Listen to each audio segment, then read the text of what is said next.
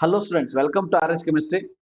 So ಬಹಳ ಜನ ವಿದ್ಯಾರ್ಥಿಗಳು ವೇಟ್ ಮಾಡ್ತಿದ್ದಂತಹ KCET ಅಂದ್ರೆ UGCET 2026 ಫಸ್ಟ್ ರೌಂಡ್ ಶೆಡ್ಯೂಲ್ ಅನ್ನು ಅನೌನ್ಸ್ ಮಾಡಿದ್ದಾರೆ. ಮತ್ತೆ first round option entry link ಅನ್ನು ಕೂಡ ರಿಲೀಸ್ ಮಾಡಿದ್ದಾರೆ. ಸೊ ಇದಕ್ಕಿಂತ ಮುಂಚೆ ಒಂದು ಇಂಪಾರ್ಟೆಂಟ್ ಇನ್ಫಾರ್ಮೇಶನ್ ಅನ್ನ KE ಅವರು ನೀಡಿರೋದೇನಂತಂದ್ರೆ, ಸೊ ತಮ್ಮ ಒಂದು ವಿಡಿಯೋಸ್ ಗಳಲ್ಲಾಗಿರ್ಬೋದು ಅಥವಾ ಬೇರೆ ಬೇರೆ ಪೇಪರ್ನವ್ರು ನಡೆದಂತಹ ಸಂದರ್ಶನದಲ್ಲಾಗಿರ್ಬೋದು ಅಥವಾ ಫೋನ್ ಇನ್ ನೇರ ಕಾರ್ಯಕ್ರಮದಲ್ಲಾಗಿರ್ಬೋದು, ಪ್ರೀ ರೌಂಡ್ ಬಗ್ಗೆ KE ಡೈರೆಕ್ಟರ್ ಅವರು ಬಹಳಷ್ಟು ಇನ್ಫಾರ್ಮೇಶನ್ ಗಳನ್ನ ನೀಡಿದ್ರು. ಆದರೆ ಈಗ KE ಅವರು ಹೇಳಿರೋದೇನಂತಂದ್ರೆ, ಆ ಪ್ರೀ ರೌಂಡ್ ಅನ್ನೋದು ಬಹಳಷ್ಟು ಕನ್ಫ್ಯೂಷನ್ ಗಳನ್ನ ವಿದ್ಯಾರ್ಥಿಗಳಲ್ಲಿ ಉಂಟು ಮಾಡಿ, ವಿದ್ಯಾರ್ಥಿಗಳು ಪದೇ ಪದೇ ನಮಗೆ ಕೇಳೋ ಹಾಗೆ ಮಾಡಿರೋದ್ರಿಂದ, ಸೊ ಅಥವಾ ಆ ಒಂದು ಕ್ಲಾರಿಫಿಕೇಶನ್ ವಿದ್ಯಾರ್ಥಿಗಳಿಗೆ ಸಿಗದೇ ಇರುವಂತ ಕಾರಣದಿಂದ ಪ್ರೀ ರೌಂಡ್ ಅಂತ ನಾವೇನು ಮಾಡಬೇಕು ಅಂತ ಅನ್ಕೊಂಡಿದ್ವಿ, ಆ ಪ್ರೀ ರೌಂಡ್ ಅನ್ನ ನಾವು ಮಾಡೋದಿಲ್ಲ. ಡೈರೆಕ್ಟ್ ಆಗಿ ಫಸ್ಟ್ ರೌಂಡ್ ಅನ್ನೇ ನಾವು ಸ್ಟಾರ್ಟ್ ಮಾಡ್ತೀವಿ. ಮತ್ತೆ ಹಿಂದಿನ ವರ್ಷ ಫಸ್ಟ್ ರೌಂಡ್ ಅಲ್ಲಿ ಏನು ರೂಲ್ಸ್ ಅಂಡ್ ರೆಗ್ಯುಲೇಷನ್ ಇತ್ತು, ಅದೇ ರೂಲ್ಸ್ ಅಂಡ್ ರೆಗ್ಯುಲೇಷನ್ ಇಲ್ಲೂ ಕೂಡ ಕಂಟಿನ್ಯೂ ಆಗುತ್ತೆ ಅನ್ನೋದನ್ನ ಕ್ಲಿಯರ್ ಆಗಿ ಹೇಳಿದ್ದಾರೆ. ನೋಡಿ, ಇಲ್ಲಿ ನೋಡ್ಬೋದು, ಪ್ರಾಧಿಕಾರದಿಂದ ಆಯೋಜಿಸಿದ ವಿವಿಧ ಕಾರ್ಯಕ್ರಮಗಳಲ್ಲೂ ಇದೇ ರೀತಿಯ ಪ್ರಶ್ನೆಗಳನ್ನು ಅಭ್ಯರ್ಥಿಗಳು ಕೇಳಿರುತ್ತಾರೆ. ಪ್ರೀ ಸುತ್ತಿನಲ್ಲಿ ಹಂಚಿಕೆಯಾದ ನಂತರ ಆಗಬಹುದಾದ ಪರಿಣಾಮಗಳ ಬಗ್ಗೆ ವಿದ್ಯಾರ್ಥಿಗಳಿಗೆ ತಿಳಿಯಪಡಿಸುವುದು ಕಷ್ಟ ಸಾಧ್ಯ. ಆಕ್ಚುಲಿ ಅದು ಸಿಂಪಲ್ ಇತ್ತು, KE ಅವರು ಮಾಡಬಹುದಾಗಿತ್ತು. ಬಟ್ KE ಅವರು ಪ್ರೀ ರೌಂಡ್ ಅನ್ನ ಬಿಟ್ಟಿರೋದ್ರ ಹಿಂದಿನ ಇನ್ನೊಂದು ರೀಸನ್ ನಾನು ಹೇಳ್ಬೇಕು ಅಂತ ಅಂದ್ರೆ, ನನಗೆ ಗೊತ್ತಿರೋ ಹಾಗೆ ಅಥವಾ ನಾನು ಥಿಂಕ್ ಮಾಡಿರೋ ಹಾಗೆ, ಇದೇ KCET ಆಪ್ಷನ್ ಎಂಟ್ರಿ ಏನಾದ್ರೂ ಜೂನ್ 5ನೇ ತಾರೀಕು 10ನೇ ತಾರೀಕು ಸ್ಟಾರ್ಟ್ ಆಗ್ಬಿಟ್ಟಿದ್ರೆ ಅವಾಗ ಪ್ರೀ ರೌಂಡ್ ಮಾಡ್ತಿದ್ರು. ಬಟ್ ಈಗ ಪ್ರೀ ರೌಂಡ್ ಮಾಡಿಬಿಟ್ಟು ಅದಾದ್ಮೇಲೆ ಫಸ್ಟ್ ರೌಂಡ್ ಸೆಕೆಂಡ್ ರೌಂಡ್ ಮಾಡುವಷ್ಟು ಸಮಯ KE ಅವರ ಕಡೆ ಇಲ್ಲ. ಸೊ ಯಾಕೆ ಅಂತ ಅಂದ್ರೆ, ಫಸ್ಟ್ ರೌಂಡಿಗೇನೆ ಆಲ್ಮೋಸ್ಟ್ 30ರಿಂದ 35 ದಿನಗಳು ಬೇಕಾಗ್ತದೆ. ಸೊ ಇವತ್ತಿನಿಂದ ಆಪ್ಷನ್ ಎಂಟ್ರಿ ಬಿಟ್ಟಿರೋದು ನೋಡಿದ್ರೆ ಇನ್ನು 30 ದಿನ ಅಂತ ನಾವು ಅನ್ಕೊಂಡ್ರು ಕೂಡ ಜುಲೈ 20ರ ಹೊತ್ತಿಗೆ ಫಸ್ಟ್ ರೌಂಡ್ ಕಂಪ್ಲೀಟ್ ಆಗಿಬಿಡುತ್ತೆ. ಸೊ ದಟ್ ಸೆಕೆಂಡ್ ರೌಂಡ್ ಏನಿದೆ, ಆ ಸೆಕೆಂಡ್ ರೌಂಡ್ ಬರೋ ಹೊತ್ತಿಗೆ ನೀಟ್ ಎಕ್ಸಾಮಿನ ಫಲಿತಾಂಶ ರಿಸಲ್ಟ್ ನಿಮ್ಮ ಕೈಯಲ್ಲಿ ಬಂದಿರುತ್ತೆ.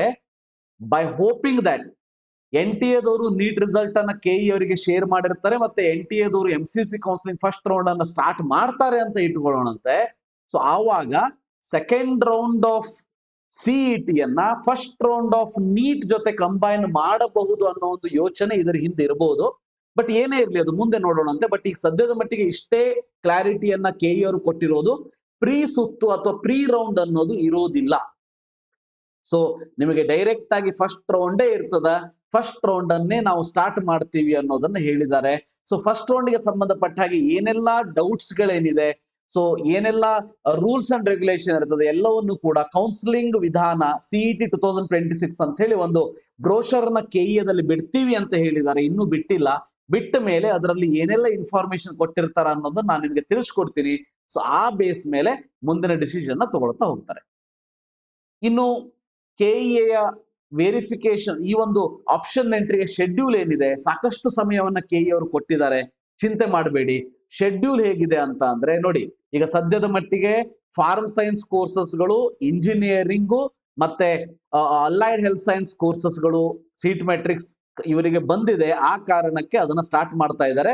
ಬಟ್ ಇನ್ನೂ ಕೂಡ architecture, yoga and naturopathy, pharmacy ಕೋರ್ಸ್ಗಳ ಸೀಟ್ ಮೆಟ್ರಿಕ್ಸ್ ಬಂದಿಲ್ಲ. ಆ ಕಾರಣಕ್ಕೆ ಆ ಕಾಲೇಜಸ್ಗಳು ಇನ್ನೂ ಆಡ್ ಆಗಿಲ್ಲ. ಬಟ್ ಇದರಲ್ಲಿ ಇಂಜಿನಿಯರಿಂಗ್ ಎಲ್ಲೂ ಕೂಡ ಇವರು ಮೆನ್ಷನ್ ಮಾಡಿಲ್ಲ.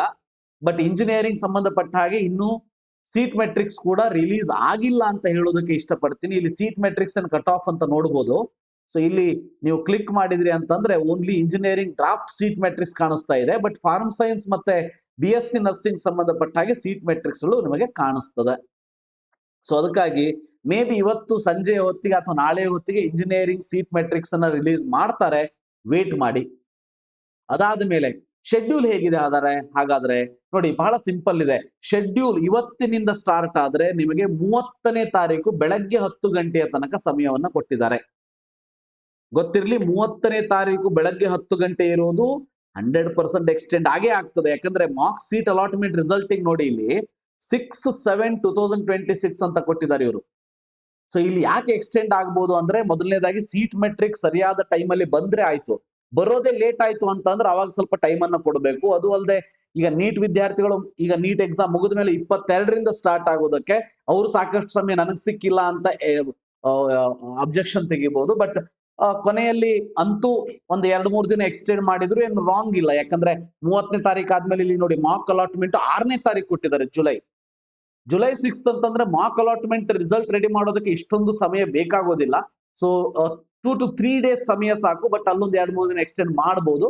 ಅದಾದ್ಮೇಲೆ ನೋಡಿ ಮಾರ್ಕ್ ಅಲಾಟ್ಮೆಂಟ್ ನಿಮಗೆ ಆದ್ಮೇಲೆ 6ನೇ ತಾರೀಕಿಂದ 9ನೇ ತಾರೀಕಿನವರೆಗೆ ನಿಮಗೆ ಮತ್ತೆ ಎಡಿಟ್ ಮಾಡ್ಕೊಳ್ಳೋದಕ್ಕೆ ಆಪ್ಷನ್ ಅನ್ನ ಕೊಡ್ತಾರೆ. ಅದಾದ ಮೇಲೆ 15ನೇ ತಾರೀಕಿಗೆ ನಿಮಗೆ ರಿಸಲ್ಟ್ ಅನ್ನ ಅನೌನ್ಸ್ ಮಾಡ್ತಾರೆ. ನೋಡಿ 9ನೇ ತಾರೀಕು ಆದ್ಮೇಲೆ 15ನೇ ತಾರೀಕಿಗೆ ರಿಸಲ್ಟ್ ಅನೌನ್ಸ್ ಮಾಡ್ತಾರೆ. ಆಕ್ಚುಲಿ ಇಷ್ಟು ದಿವಸ ಬೇಡ ಅಲ್ಲಿ. ಬಟ್ ಯಾಕೆ ಸ್ಲೋ ಆಗಿ ಇದನ್ನ ಮುಂದುವಯ್ತಾ ಇದ್ದಾರೆ ಅಂತಂದ್ರೆ ಬೈ ಹೋಪಿಂಗ್ ದಟ್, ಒಂದು ಆಸೆಯಿಂದ, ಏನು ನೀಟ್ ರಿಸಲ್ಟ್ ಏನಾದ್ರೂ 20ನೇ ತಾರೀಕಿನ ತನಕ ರಿಸಲ್ಟ್ ಬಂದು ಕೌನ್ಸಿಲಿಂಗ್ ಸ್ಟಾರ್ಟ್ ಆಗುವ ಹಾಗಿದ್ರೆ ಅಟ್ ಲೀಸ್ಟ್ 2025 ಹಾಗೆ ಏನು ಸೆಕೆಂಡ್ ರೌಂಡ್ ಸ್ಟಾರ್ಟ್ ಆಗ್ತದೆ ಆವಾಗ ನೀಟ್ ವಿದ್ಯಾರ್ಥಿಗಳ ಫಸ್ಟ್ ರೌಂಡ್ ಇದ್ರ ಜೊತೆಗೆ ಮಿಕ್ಸ್ ಮಾಡಿ ಮಾಡಬಹುದು ಅಂತ ಅನ್ನೋದಕ್ಕೆ ಈ ರೀತಿ ಮಾಡ್ತಾ ಇರುವಂತದ್ದು. ಬಟ್ ಚಿಂತೆ ಮಾಡಬೇಡಿ, ಪ್ರೀ ರೌಂಡ್ ಇಲ್ಲ ಅಂತ ಚಿಂತೆ ಮಾಡೋ ಅವಶ್ಯಕತೆ ಇಲ್ಲ. ಜನರಲಿ ಫಸ್ಟ್ ರೌಂಡ್ ಅಲ್ಲೂ ನಿಮಗೆ ಫೀಸ್ ಅನ್ನ ಪೇಮೆಂಟ್ ಮಾಡೋದಕ್ಕೆ ಕೇಳೋದೇ ಇಲ್ಲ. ಯಾವ ನೀಟ್ ವಿದ್ಯಾರ್ಥಿಗಳು ಸಿಇಟಿ ಸೀಟ್ ಅನ್ನ ಕೆಇಎ ಫಸ್ಟ್ ರೌಂಡ್ ಅಲ್ಲಿ ಹೋಲ್ಡ್ ಮಾಡ್ಕೋಬೇಕು ಅಂತ ಅನ್ಕೊಂಡಿದ್ದೀರಿ, ಅವರು ಕೂಡ ಚಿಂತೆ ಮಾಡುವಂತ ಅವಶ್ಯಕತೆ ಇಲ್ಲ. ಯಾಕಂದ್ರೆ ನಿಮಗೆ ಫಸ್ಟ್ ರೌಂಡ್ ಅಲ್ಲೇ ಫೀಸ್ ಪೇಮೆಂಟ್ ಕೇಳೋದಿಲ್ಲ. ಫಸ್ಟ್ ರೌಂಡ್ ಅಲ್ಲಿ ನಿಮಗೆ ಆಪ್ಷನ್ಸ್ ಕೊಡ್ತಾರೆ 4 ಸೀಟ್. ನಿಮಗೆ ಸಮಾಧಾನ ಇದ್ರೆ ಹೋಗಿ ಅಡ್ಮಿಷನ್ ತಗೋಬಹುದು, ಇಲ್ಲ ಅಂದ್ರೆ ಹೋಲ್ಡ್ ಮಾಡ್ಕೊಂಡು ನೆಕ್ಸ್ಟ್ ರೌಂಡಿಗೆ ಹೋಗ್ತೀರಿ. ಇಷ್ಟ ಇಲ್ಲ ಅಂದ್ರೆ ಅದನ್ನ ಬಿಟ್ಟು ನೆಕ್ಸ್ಟ್ ರೌಂಡಿಗೆ ಹೋಗ್ತೀರಿ. ಆ ಕಾರಣಕ್ಕೆ ಸೊ ಸೆಕೆಂಡ್ ರೌಂಡ್ ಮುಗಿಯೋ ಹೊತ್ತಿಗೆ ನೀವು ಫೀಸ್ ಪೇಮೆಂಟ್ ಮಾಡಬೇಕು. ಬಟ್ ಸೆಕೆಂಡ್ ರೌಂಡ್ ಮುಗಿಯೋ ಹೊತ್ತಿಗೆ ಐ ಥಿಂಕ್ ನೀಟ್ ವಿದ್ಯಾರ್ಥಿಗಳ ಫಸ್ಟ್ ರೌಂಡ್ ಸ್ಟಾರ್ಟ್ ಆಗೋದಕ್ಕೆ ಮುಂದಿಂದು ಬಹಳ ಚಿಂತೆ ಮಾಡೋದಕ್ಕೆ ಹೋಗ್ಬೇಡಿ. ಯಾಕಂದ್ರೆ ಯಾರಿಗೂ ಕೂಡ ಗೊತ್ತಿಲ್ಲ, ಈಗ ನಾಳೆ ಎಕ್ಸಾಮ್ ಹೇಗಾಗುತ್ತೆ ಗೊತ್ತಿಲ್ಲ, ಚೆನ್ನಾಗಿ ಆಗುತ್ತೆ. ಬಟ್ ಅದಾದ್ಮೇಲೆ ಯಾವುದೇ ವಿಘ್ನಗಳು ಇಲ್ಲದೆ result on time result announce ಆಗ್ಬೇಕು. ಆನ್ ಟೈಮ್ ರಿಸಲ್ಟ್ ಅನೌನ್ಸ್ ಆದ್ಮೇಲೆ NTA ದವರು ರಿಸಲ್ಟ್ ಶೀಟ್ ಅನ್ನ ಎಲ್ಲರಿಗೂ ಶೇರ್ ಮಾಡಬೇಕು. MCC ಅವರ ಕೌನ್ಸಿಲಿಂಗ್ ಸ್ಟಾರ್ಟ್ ಆಗ್ಬೇಕು. ಅದಾದ್ಮೇಲೆ KE ಅವರು ಅಂದ್ರೆ ಬೇರೆ ಸ್ಟೇಟ್ ದವರು ಫಸ್ಟ್ ರೌಂಡ್ ಅನ್ನ ಸ್ಟಾರ್ಟ್ ಮಾಡಬಹುದು. ಆ ಕಾರಣಕ್ಕೆ ಮುಂದಿನ ಬಗ್ಗೆ ಬಹಳ ಯೋಚನೆ ಮಾಡಬೇಡಿ. ಯಾಕಂದ್ರೆ ಫ್ಯೂಚರ್ ಯಾರಿಗೆ ಏನಾಗ್ತದೋ ಗೊತ್ತಿಲ್ಲ. ಬಟ್ ಇವತ್ತಿನ ದಿನವನ್ನ ಮಾತ್ರ ಯೋಚನೆ ಮಾಡಿ. ಯಾರು ಇವತ್ತು ಮತ್ತು ನಾಳೆ ನೀಟ್ ಎಕ್ಸಾಮ್ ಅನ್ನ ಬರೆಯೋದಕ್ಕೆ ಹೋಗ್ತಾ ಇದ್ದೀರಿ, ಸೊ ನೀವುಗಳು ಕೆಇಎಲ್ಲಿ ಆಪ್ಷನ್ ಎಂಟ್ರಿ ಬಗ್ಗೆ ತಲೆ ಕೆಡಿಸ್ಕೊಳ್ಳೋದಕ್ಕೇನೆ ಹೋಗ್ಬೇಡಿ. ಯಾಕಂದ್ರೆ ನಿಮಗೆ 22ನೇ ತಾರೀಕಿಗೆ ನೀವು ಸ್ಟಾರ್ಟ್ ಮಾಡಿದ್ರು ಕೂಡ ನಿಮಗೆ 9 ದಿನ ಟೈಮ್ ಇದೆ 30ನೇ ತಾರೀಕುವರೆಗೆ. ಆ ಕಾರಣಕ್ಕೆ ಚಿಂತೆ ಬೇಡ. ಯಾರು ಇಂಜಿನಿಯರಿಂಗ್ಗೋಸ್ಕರ ಮಾತ್ರ ವೇಟ್ ಮಾಡ್ತಾ ಇದ್ದೀರಿ ಅಥವಾ ವೆಟರ್ನರಿ ಅಗ್ರಿಕಲ್ಚರ್ ಅಂತ ಹೇಳಿ, ಸೊ ನೀವುಗಳು ನಿಮ್ಮ ಒಂದು ಆಪ್ಷನ್ ಎಂಟ್ರಿಯನ್ನ ಇವತ್ತೇ ಮಾಡಿ ಅಂತ ಹೇಳೋದಿಲ್ಲ. ಸಾಫ್ಟ್ವೇರ್ ಎಲ್ಲ ಕರೆಕ್ಟ್ ಇತ್ತು ಅಂತಂದ್ರೆ ಸೊ ಇವತ್ತು ಅಥವಾ ನಾಳೆನೂ ಕೂಡ ನೀವು ಮಾಡ್ಕೊಳ್ಬಹುದು. ಸೊ ಇದಿಷ್ಟು ಇನ್ಫಾರ್ಮೇಶನ್. ಆಪ್ಷನ್ ಎಂಟ್ರಿ ಶೆಡ್ಯೂಲ್ ನ ರಿಲೀಸ್ ಮಾಡಿದ್ದಾರೆ. ಸೊ ಇಂಪಾರ್ಟೆಂಟ್ ಅಪ್ಡೇಟ್ ಏನಂತಂದ್ರೆ ಪ್ರೀ ರೌಂಡ್ ಅನ್ನೋದನ್ನ ಕ್ಯಾನ್ಸಲ್ ಮಾಡಿದ್ದಾರೆ. ಫಸ್ಟ್ ರೌಂಡ್ ಅಂತ ಇಷ್ಟು ವರ್ಷ ಹೇಗಿತ್ತು ಅದೇ ರೀತಿ ಫಸ್ಟ್ ರೌಂಡ್ ಅಂತಾನೆ ಸ್ಟಾರ್ಟ್ ಮಾಡಿದ್ದಾರೆ. ಸೊ ಫಸ್ಟ್ ರೌಂಡ್ ಅಂತಾನೆ ಇದು ಮುಂದುವರಿಯುತ್ತೆ. ಬಹಳ ಜನ ವಿದ್ಯಾರ್ಥಿಗಳು ಪ್ರೀ ರೌಂಡ್ ಬಗ್ಗೆ ಸಾಕಷ್ಟು ಡೌಟ್ಗಳಿತ್ತು. ಸೊ ಅವೆಲ್ಲ ಡೌಟ್ಸ್ ಗಳನ್ನ ಮತ್ತೆ ಅದನ್ನ ಕ್ಲಾರಿಟಿ ಕೊಡೋದಕ್ಕೆ ಆಗೋದಿಲ್ಲ ಅಂತ ಹೇಳಿ ಸೊ ಫಸ್ಟ್ ರೌಂಡ್ ಅನ್ನೋದನ್ನೇ ಸ್ಟಾರ್ಟ್ ಮಾಡಿದ್ದಾರೆ. ಸೊ ಫಸ್ಟ್ ರೌಂಡ್ ಅಲ್ಲಿ ಮೆಡಿಕಲ್ ಅಸ್ಪಿರೆಂಟ್ಸು ಕೂಡ ಇಂಜಿನಿಯರಿಂಗ್ ಬೇಕು ಅಂದ್ರೆ ಫಸ್ಟ್ ರೌಂಡ್ ಅಲ್ಲಿ ಪಾರ್ಟಿಸಿಪೇಟ್ ಮಾಡಿ ಆಸ್ ಸೆಕೆಂಡ್ ಪ್ಲಾನ್ ಬಿ ನೀವು ಅದನ್ನ ಹೋಲ್ಡ್ ಮಾಡಿಕೊಂಡು ಮುಂದೆ ಹೋಗಬಹುದು. ಇದರ ಜೊತೆಗೆ ನಾಳೆ ಯಾರ್ಯಾರು ನೀಟ್ ಎಕ್ಸಾಮ್ ಅನ್ನು ಬರೆಯೋದಕ್ಕೆ ಹೋಗ್ತಾ ಇದ್ರಿ ಎಲ್ಲರಿಗೂ ಕೂಡ ಆಲ್ ದ ಬೆಸ್ಟ್ ನನ್ನ ಕಡೆಯಿಂದ ಅಂತ ಹೇಳೋದಕ್ಕೆ ಇಷ್ಟಪಡ್ತೀನಿ. ಯಾವ ಚಿಂತೆಯನ್ನು ಮಾಡಬೇಡಿ, ಕೂಲ್ ಆಗಿ ಹೋಗಿ ಎಕ್ಸಾಮ್ ಚೆನ್ನಾಗಿ ಮಾಡ್ಕೊಳ್ಳಿ. ಎಕ್ಸಾಮ್ ಡಿಫಿಕಲ್ಟ್ ಇದ್ರು ಅದು ಎಲ್ಲರಿಗೂ ಇರುತ್ತೆ, ಈಸಿ ಇದ್ರು ಅದು ಎಲ್ಲರಿಗೂ ಇರುತ್ತೆ, ಮಾಡರೇಟ್ ಇದ್ರು ಅದು ಎಲ್ಲರಿಗೂ ಇರುತ್ತೆ. ಆ ಕಾರಣಕ್ಕೆ ನಿಮ್ಮ ಪ್ರಿಪರೇಷನ್ ಅನ್ನ ನೀವು ನಂಬಿ, be confident on your preparation. So ನಿಮ್ಮ ಎಕ್ಸಾಮಿನೇಷನ್ ಚೆನ್ನಾಗಿ ಆಗೇ ಆಗುತ್ತೆ. ಅದಾದ ಮೇಲೆ ಆಪ್ಷನ್ ಎಂಟ್ರಿಯನ್ನ ಮಾಡಬಹುದು. ಸೊ ಇದಿಷ್ಟು ಇನ್ಫಾರ್ಮೇಶನ್. ಇನ್ನು ಕೆಇ ವೆಬ್ಸೈಟ್ ಅಲ್ಲಿ ಇದಕ್ಕೆ ತಕ್ಕ ಹಾಗೆ ಏನೂ ಕೂಡ ರಿಲೀಸ್ ಆಗಿಲ್ಲ. ಏನಂದ್ರೆ ಒಂದು ಬ್ರೋಷರ್ ನ ರಿಲೀಸ್ ಮಾಡ್ತೀನಿ ಅಂತ ಹೇಳಿದ್ದಾರೆ, ಇನ್ನೂ ಕೂಡ ರಿಲೀಸ್ ಆಗಿಲ್ಲ. ಆದ ಮೇಲೆ ಅದರಲ್ಲಿ ಏನಾದ್ರು ಇಂಪಾರ್ಟೆಂಟ್ ಇನ್ಫಾರ್ಮೇಶನ್ ಇದ್ರೆ ಸೊ ನಿಮಗೆ ತಿಳಿಸುವಂತ ಕೆಲಸವನ್ನ ಮಾಡ್ತೀನಿ. So thank you, have a nice day.